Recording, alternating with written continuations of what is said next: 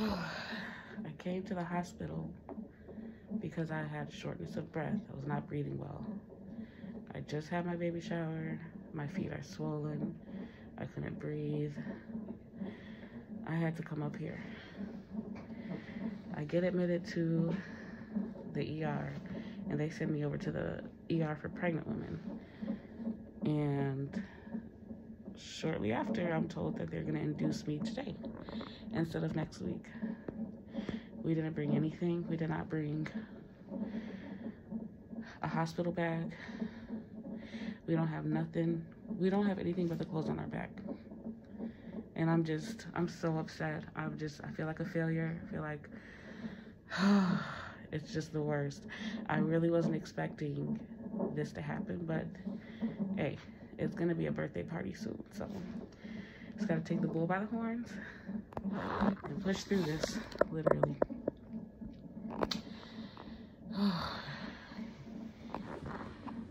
So they hooked me up to an IV currently. I just ate some nasty food. It was so gross. But I had to eat. I was starving. We did not sleep. We got here at 3 a.m. It's now like 7:50. And we've been here this whole time. I don't even feel like 4 hours. Once they told me I was gonna get induced today after I had my meltdown, I got myself together.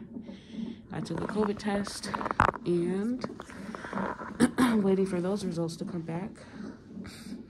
Once they come back, I think they're gonna move me over to the labor and delivery room, because right now I'm just triaged for pregnant women. But the only thing I could really do is just keep you guys updated on the next video, and I'll see what happens from there, because this is all going to be new to me. I watched a few induction videos, but I'm just hoping and praying 100% sure praying that they'll be able to walk me through everything and I won't feel freaked out. It's my main concern. All right, I'll check in later.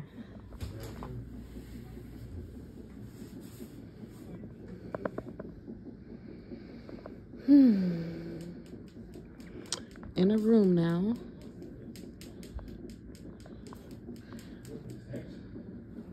Huh? Just take that off. That little band, that means it's been cleaned. It's my room. It's actually pretty big, so obviously, like, a few people can't fit in here. Like I said, I can have 3 people. So I just got the miso medicine for my induction. It's supposed to kickstart labor for me and soften my cervix. So that just got to me. It hurt. It hurt really bad putting that in. I mean, yeah, I'm a wimp as well, but it still hurt. It's now 9:30. I don't know what time she'll be here, but it most likely will be soon. Maybe today, maybe tomorrow morning.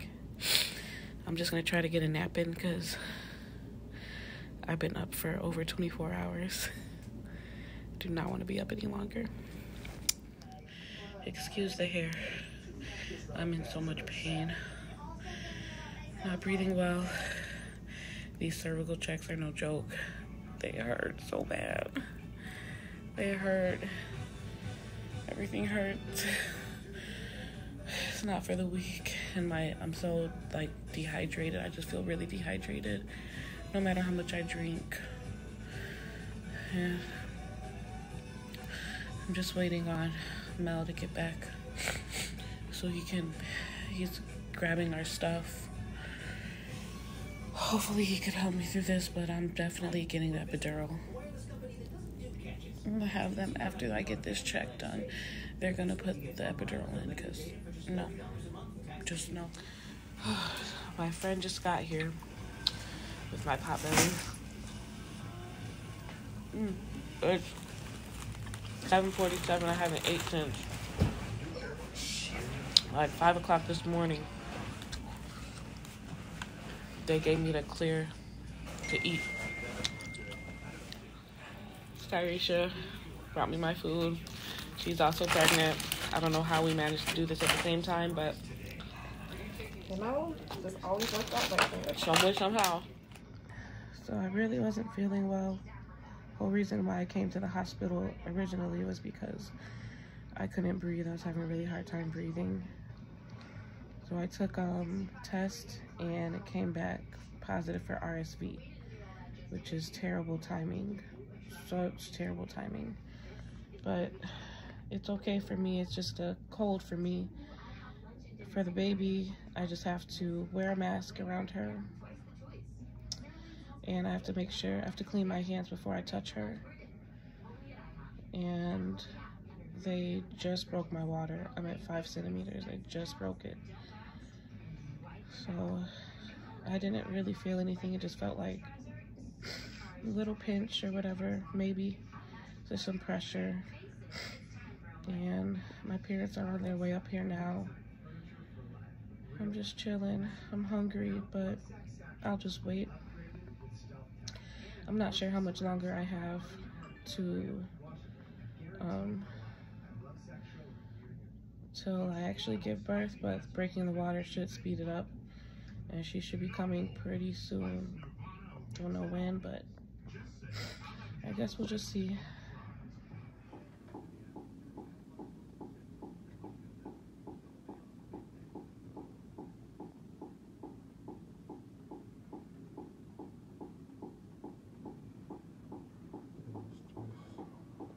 Nothing. 9 centimeters. It's time.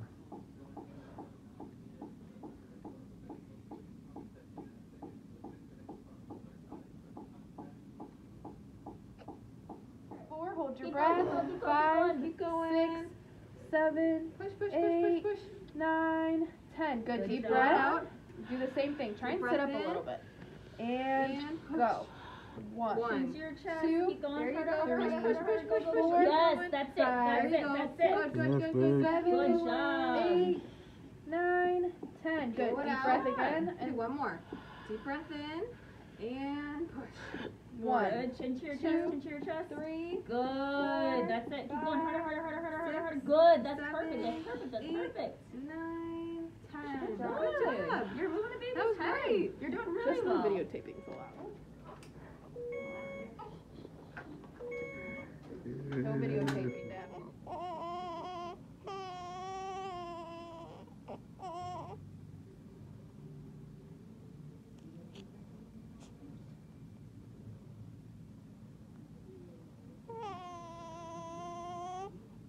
And then take your left hand and lift your breast from underneath. Great.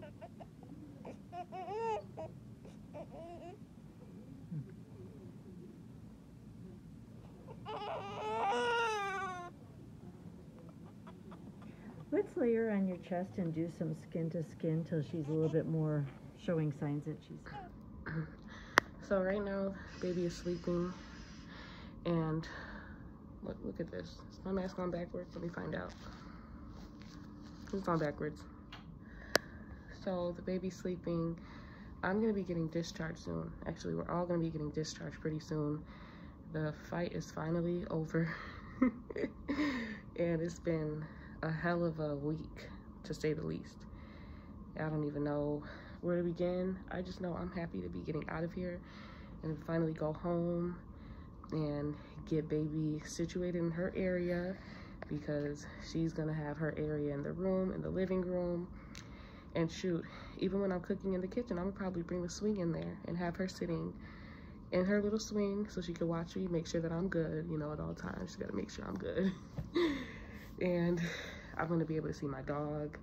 Finally, I know she is at home freaking out, like, okay, I keep seeing my dad, but where's my mom? Like, I don't understand where my mom is. Like, is she okay? How is she doing? I'm trying to, like, she was trying to smell him. She was trying to smell me on him when he went to go check on her and make sure she's good. Because he's been checking periodically throughout the day to go check on and make sure that she's good while being at the hospital. So he's being super dad. He's being taking care of the baby when I'm just like, I can't do this right now because I'm still in recovery. He's going home checking on the dog. He's been doing what he has to do for us, and we are very appreciative. All of the women in the house are very appreciative of him. Because yeah, he is a girl dad. He's got a girl dog, a girl daughter now, and yeah. So we were having a couple issues with baby. I wouldn't say that they were issues necessarily, but they were making it an issue here because her temperature, like her body temperature, was low. And it was supposed to be at like maintaining at 36 degrees, well, Celsius, 36 degrees. And she was at like 34, 35. She was around that, and they started freaking out because, you know, I have RSV, and I just got diagnosed with it on like Monday or Tuesday, and they've been, like, I've been having to wear a mask. I have not been able to kiss my child. It's okay, I'll wait, like, I'm gonna have plenty of time to give her kisses later on, but I haven't been able to do much besides like breastfeed her and hold her and talk to her and all that, because, you know, I do not want to get her sick. Like, that's the last thing we want. And one of the early signs of infection, as the nurses were saying, for babies is like a low body temperature. So they just had to closely monitor that. And she was placed, she never left my side, luckily, but she was placed in like a kind of like a heater thing that they have here. I'm going to show you the heater.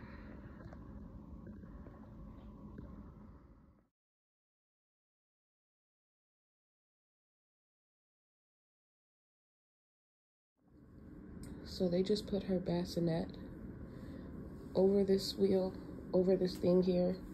They put her bassinet over it, and then they turn this heater thing on, and then they put a probe on her belly button, and I'll insert a picture and possibly a video, and they just keep her temperature.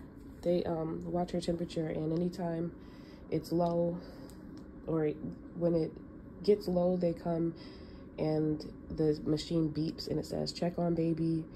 So once you wave your hand in front of this machine, that notification goes away to show that, hey, I'm checking on the baby, because she was fine. And I guess the issue that we had was the room was extremely cold. So yes, the baby was fully clothed and everything, but the room was cold, and we kept her warm as possible, but the actual temperature of it was like 68 degrees. And it's like, I mean, yeah, no shit, like, of course it's gonna be cold if the temperature in the room. And I asked them, is there a way we can turn up the temperature? Mal said the same thing. Like, what?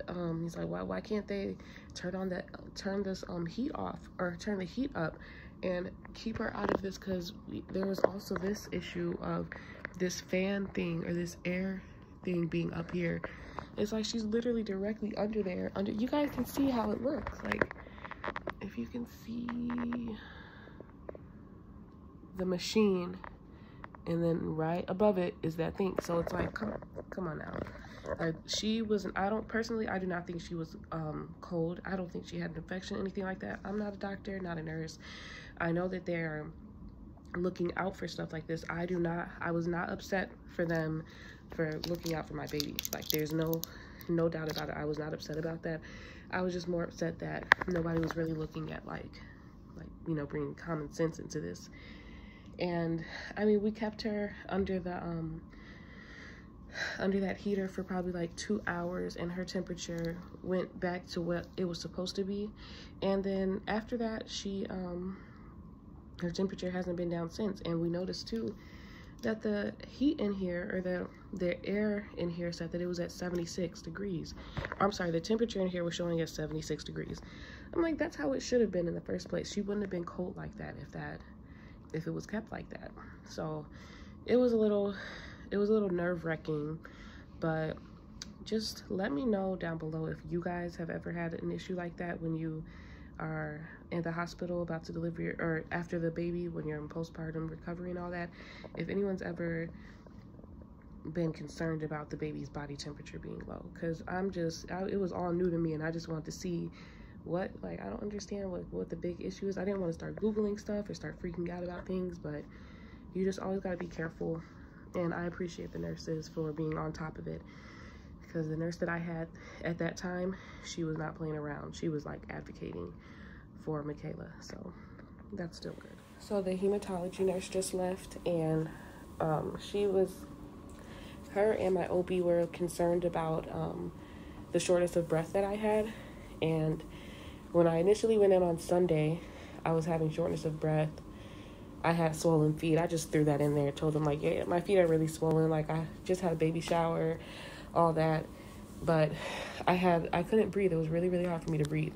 And I went into the ER, and they basically did a CT scan on me. They did vitals, EKG, they did all that, checked all that stuff. The CT scan, oh, and they also did an ultrasound on my legs. The CT scan showed that, like, they didn't see any signs of, like, a blood clot, but there was this tiny speck that was, like, undefined on there. They wouldn't be able to rule it out as a blood clot, but it possibly could have been a blood clot. And that could have been causing my shortness. So, yeah, that could have been causing my shortness of breath. And we weren't sure. I was sent home. They prescribed me blood thinner, and they prescribed me prednisone and albuterol for my for a nebulizer. After that, like, the next day, I was okay, but I just was nesting because I just was like, baby could be here any minute. She could literally come any day. Like, I'm 37 weeks. I can't be playing around like this. So we were nesting, all that. The respiratory therapist actually just came in, so I have to take a breathing treatment real quick, which is nebulizer, and it gets hooked up to oxygen, and it just helps me breathe because I've really been having shortness of breath. I also have asthma though, so that adds to it. I know you can tell by me if I'm moving around. I sound out of breath, right? Definitely sound out of breath, but I'm about to take a breathing treatment. And then I'll fill you guys back in on where I left off at.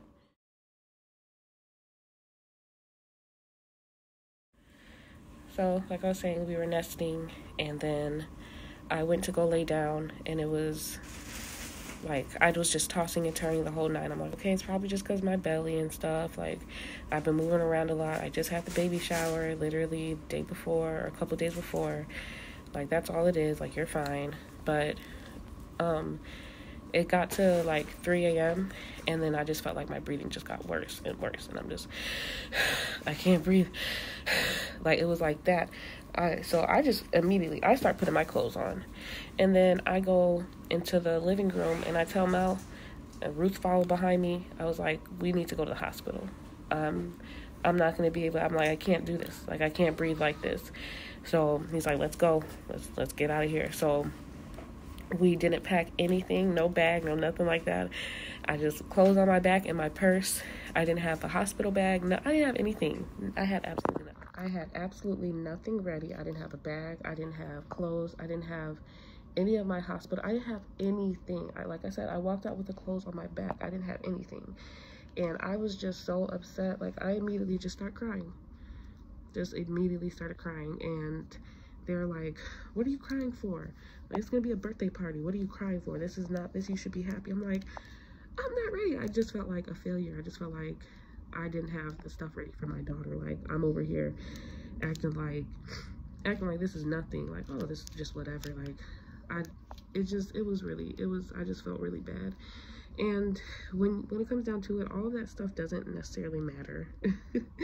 All of that stuff, it really doesn't matter. Like, it's not that serious when it comes to all the other, like, little artificial things, like the little aesthetics that you would want. That's just how certain stuff happens. Like, sometimes that's just how life goes, and you just gotta roll with it. And I knew I was going to be getting induced next week. I swore I was going to have everything ready next week, but that just didn't. That's just not how it worked out. Mel was extremely excited. He's over here jumping for joy. When we were in the elevator, he just felt like we were going to have her. He just felt it. He was just like, I already know we're going to have her. Like, it's going to be fine. Like, you're going to be okay. And, like, she's going to be coming soon. And I'm just sitting here like, boy, like, I'm trying to wait. I want to keep her in as long as she's supposed to be in. Like, I want her to be all good, all that. But they rolled me over to labor and delivery, and they started that induction that night. Well, that day, because I got in at 3:30. They told me I was going to be induced at 7:30. I don't even know when they started the induction. Honestly, it's all a blur because I couldn't even really vlog during that time. It was too much. It was way too intense. So we get to the hospital and they do the EKG, they do a few other tests on me, and then I did not have to wait in that ER. There was a bunch of people in there. I literally like signed in. They did those tests, and then they literally were like, we're gonna call the labor and delivery, the ER nurses for the pregnant women. And they took me, they rolled me over to the I got triage.